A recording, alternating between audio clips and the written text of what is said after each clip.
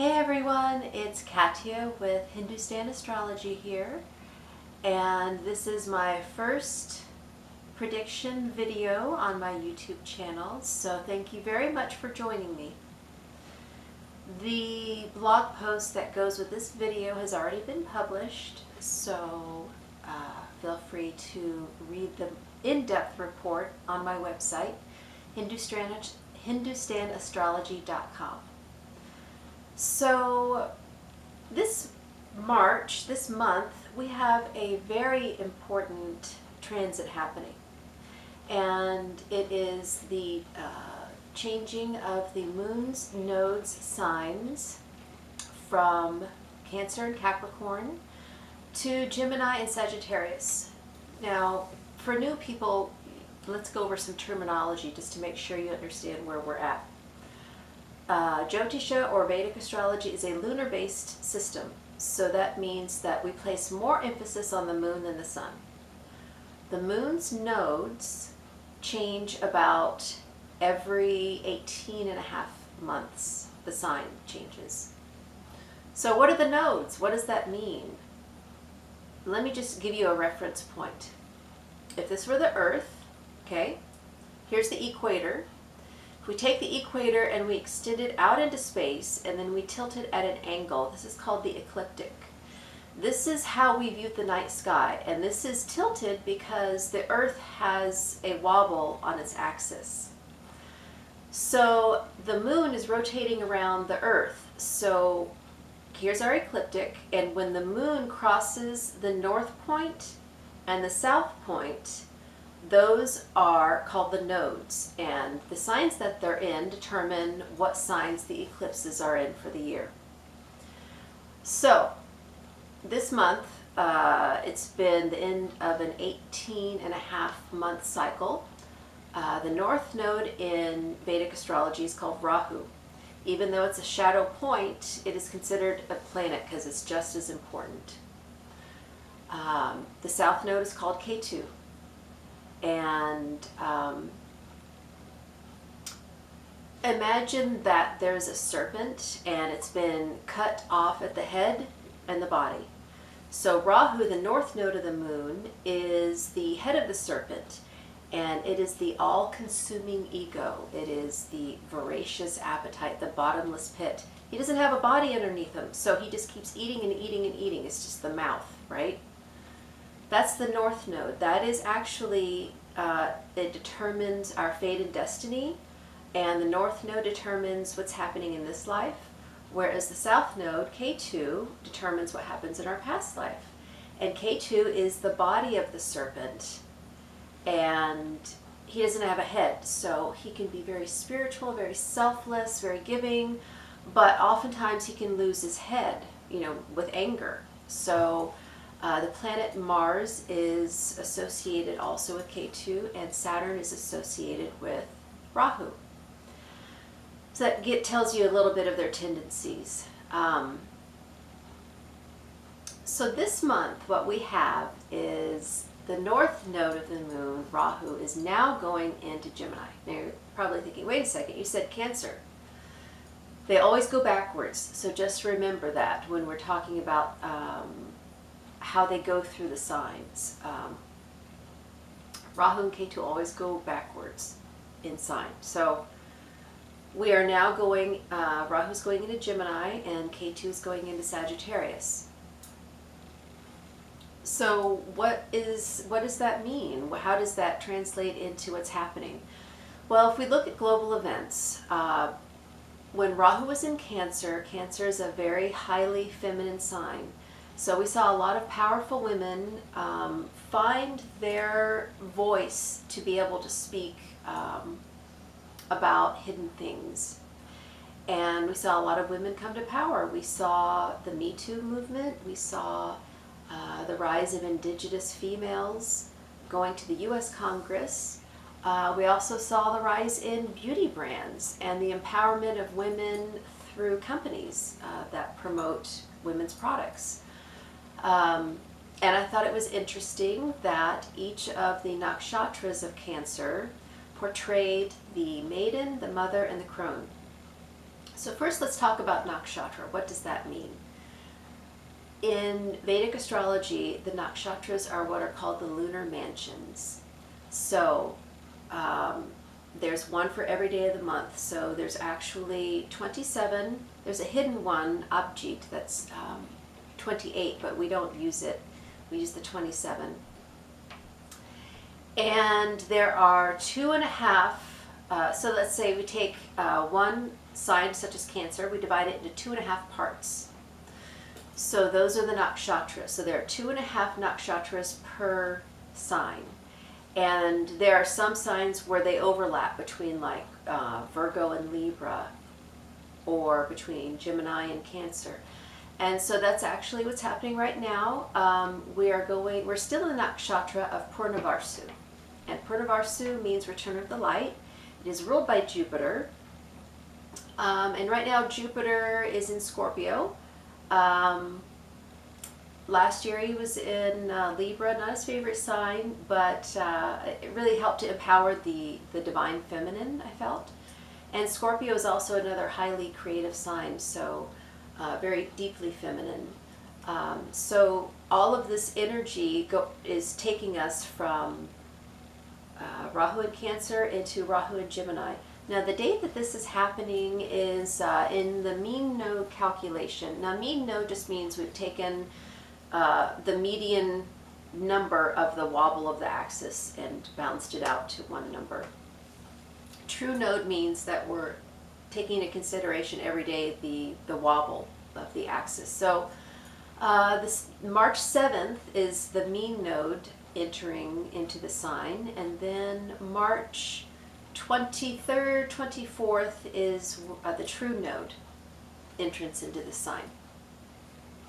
Now last year we had Ketu in Capricorn, and he was traveling with Mars for quite a long time, and that was the period when we saw all of those forest fires, and that just emphasized that Ketu can be the planet of loss. So we saw a lot of anger and things coming up from the past that made us angry last year. This year Ketu is going to be traveling with Saturn. So Saturn is the planet of work. He is Father Time. He's really kind of the lodestone of the solar system. Without him, we would not have rhythm or time or gravity. So he's very necessary, even though he can be a very difficult teacher. He can teach us hard lessons. But if we work hard, he rewards us. So, but this year he's traveling with Ketu. Ketu is a very spiritual planet, and already we're starting to see some of these spiritual leaders, because Saturn is also authority. So we're starting to see some of the spiritual leaders being brought into question in the Catholic Church, and also in different cults. We saw a rise of cults as well last year. So this entrance into Ketu and Sagittarius is also going to be conjunct Pluto. Pluto has been with Saturn in Sag for, I don't know how many months, a long time. It takes a long time for each sign because he's so far from the sun. But pretty soon, at the end of this month, at the end of March, I think it's the 29th, Jupiter's going into Sagittarius. And that's his own sign. He loves being in that sign. Everybody's gonna feel, you know, happier and want to spread your, you know, your light to others, and eat and drink and be merry. Be careful of weight gain. Everybody needs to be careful of that. I don't care what house it's in. But I think it's also going to take the edge off of the Saturn-Ketu conjunction, because Jupiter's the great benefic, and where he goes, he helps. So he might just help you to win some battles. So yeah, I'm going to go through each of the signs, all 12 signs, and let you know what's going on.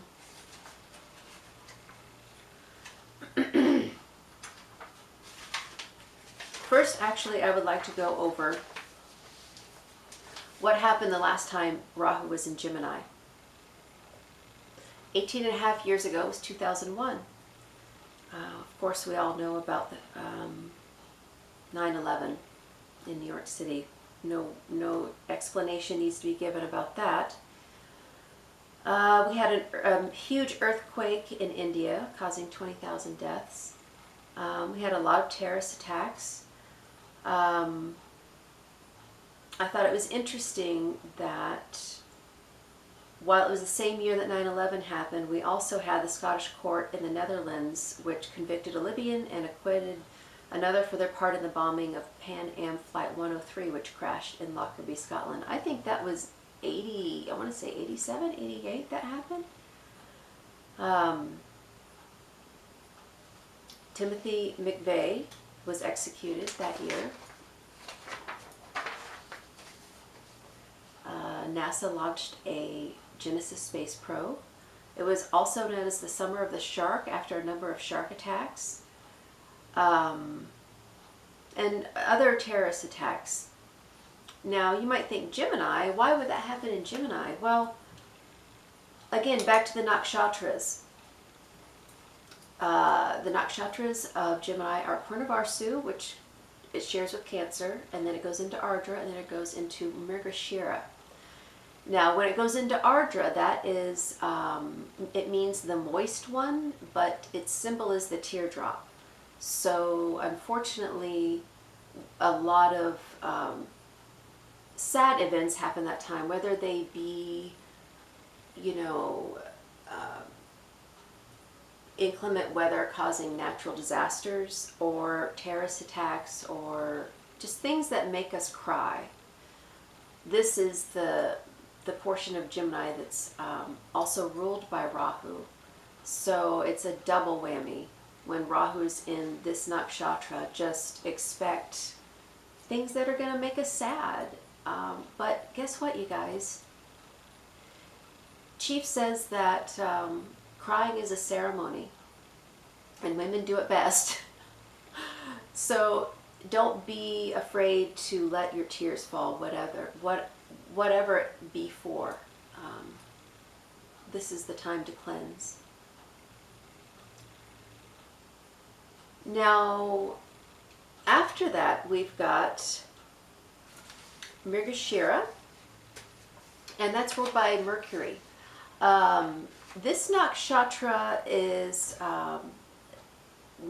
known, it's what I think of as the curious part of Gemini. It is what we think of as the typical Gemini, curious, intellectual, looking into things, inquisitive, big eyes, searching. The deer, also very endearing. I find people that have this nakshatra have an endearing quality to them. But, again, back to what happened 18 and a half years before 2001. In 1983, we had the discovery of the AIDS epidemic. In 1963, we had the assassination of President Kennedy. In 1945, we had the bombing of Hiroshima. So, even though Rahu is exalted in Gemini, this is going to be a very cleansing time for us. So just, be aware of that. And also, if you are in your Rahu Dasha or Bhukti cycle, this is going to impact you even more. So, let's go through each of the 12 signs. If you are an Aries ascendant or moon sign in the sidereal zodiac, now this whole video is about sidereal zodiac. Don't use your Western tropical sun sign because this won't be as accurate. Just go to the link on my blog post and you'll see where you can do the chart calculator and find out what your sign is. Usually it's the sign before, like for instance, in Western astrology, I'm a sun in Cancer, but in Vedic, I'm a sun in Gemini. Usually it's the sign behind, but not always. So just use the calculator.